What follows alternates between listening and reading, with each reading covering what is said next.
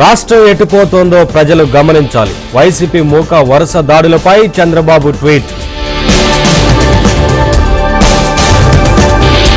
కుప్పంలో నారా భువనేశ్వరి పర్యటన, ఎన్టీఆర్ సర్కిల్లో అన్న క్యాంటీన్ ప్రారంభం.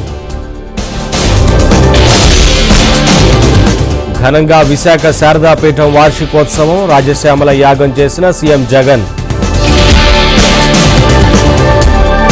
భీమవరంలో పవన్ కళ్యాణ్ టూర్, పార్టీ శ్రేణులకు దిశానిర్దేశం.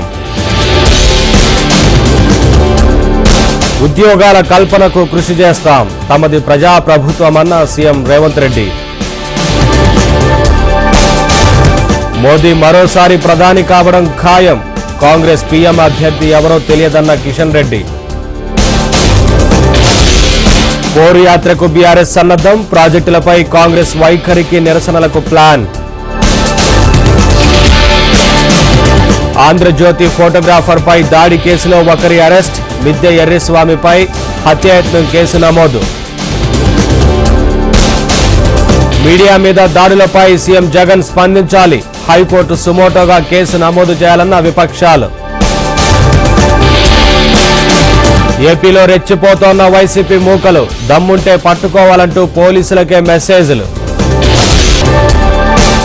పార్ట్ టైం జాబ్ పేరుతో సైబర్ నేరస్తుల వల, 41 లక్షలు మోసపోయిన సంగారెడ్డి వాసులు.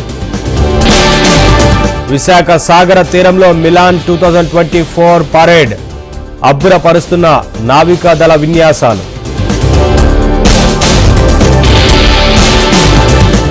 దుబాయ్ నుంచి ఇంటికి చేరిన సిరిసిల్ల వాసులు, 18 ఏళ్ల జైలు జీవితం అనంతరం స్వగ్రామానికి.